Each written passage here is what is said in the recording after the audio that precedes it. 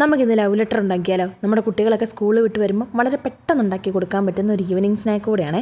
അപ്പോൾ അതിനായിട്ട് ഞാനൊരു പാത്രം എടുത്തിട്ടുണ്ട്. അതിലേക്ക് കുറച്ച് തേങ്ങ ചിരകിയതും കുറച്ച് പഞ്ചസാരയും പിന്നെ കുറച്ച് ഏലക്കാപ്പൊടിയും കൂടെ ചേർത്ത് കൊടുത്തിട്ട് നന്നായിട്ടൊന്ന് മിക്സ് ചെയ്ത് മാറ്റി വെക്കുന്നുണ്ട്. വേറൊരു ബൗളിലേക്ക് ഏകദേശം 2 കപ്പോളം ഗോതമ്പ് പൊടി ഞാൻ എടുത്തിട്ടുണ്ട്. അതിലേക്ക് കുറച്ച് ഉപ്പും പിന്നെ കുറച്ച് വെള്ളം ഒഴിച്ചിട്ട് നമ്മൾ ദോശമാവിന് എങ്ങനെയാണോ കലക്കിയെടുക്കുന്നത് ആ ഒരു പാകത്തിന് വേണം ഇത് കലക്കിയെടുക്കാൻ വേണ്ടിയിട്ട്. ഒന്നിച്ച് വെള്ളം ഒഴിച്ച് കലക്കരുത്, പെട്ടെന്ന് കട്ട പിടിച്ച് പോകും. അതുകൊണ്ട് ഞാൻ കുറച്ചായിട്ട് വെള്ളം ഒഴിച്ചിട്ടാണ് ഒന്ന് കലക്കിയെടുക്കുന്നത്. ഏകദേശം ഇതായി കാണുന്ന പരുവത്തിന് വേണം നമുക്ക് കിട്ടാൻ വേണ്ടിയിട്ട്. നമ്മൾ ദോശമാവിനൊക്കെ കുഴക്കില്ലേ ആ ഒരു പാകത്തിന്. അപ്പോൾ ഇനി നമുക്ക് വേഗം ഒന്ന് ദോശ ഉണ്ടാക്കിയെടുക്കാം. അപ്പോൾ അതിനായിട്ട് ഞാനൊരു പാൻ വെച്ചിട്ടുണ്ട്. പാൻ ചൂടായി കഴിയുമ്പോൾ കട്ടി കുറച്ചൊന്ന് പരത്തി കൊടുക്കുന്നുണ്ട്. നമ്മൾ ഗോതമ്പ് ദോശയൊക്കെ ഉണ്ടാക്കില്ലേ ആ പാകത്തിന്. ഇനിയിപ്പോൾ ഗോതമ്പ് ദോശ നമ്മൾ വീട്ടിലുണ്ടാക്കുന്നത് ബാലൻസ് വന്നാലും ഇതുപോലെ ഒന്ന് ട്രൈ ചെയ്ത് നോക്കാവുന്നുള്ളൂ കേട്ടോ. അപ്പോൾ അങ്ങനെ ഞാൻ ഓരോരോ ദോശയായിട്ട് പരത്തി എടുക്കുന്നുണ്ട്.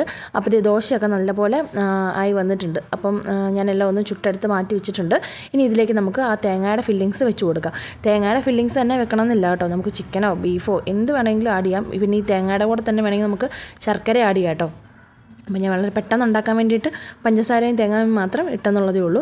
എന്നിട്ട് ഇതുപോലെ ഒന്ന് റോൾ ചെയ്തെടുക്കുന്നുണ്ട്. 2 സൈഡും വെച്ച് കൊടുത്തിട്ട് ജസ്റ്റ് ഒന്ന് റോൾ ചെയ്ത് എടുക്കുന്നുണ്ട്. അപ്പോൾ അങ്ങനെ നമ്മൾ ഉണ്ടാക്കിയ എല്ലാ ദോശയും ഞാൻ അതുപോലെ ഒന്ന് റോൾ ചെയ്തെടുക്കുന്നുണ്ട് കേട്ടോ. ഏകദേശം 6 ദോശയോളം നമ്മൾ ഉണ്ടാക്കിയിട്ടുണ്ടായിരുന്നു. അപ്പോൾ 6 ലവ് ലെറ്ററും നമ്മൾ റെഡിയാക്കിയിട്ടുണ്ട്.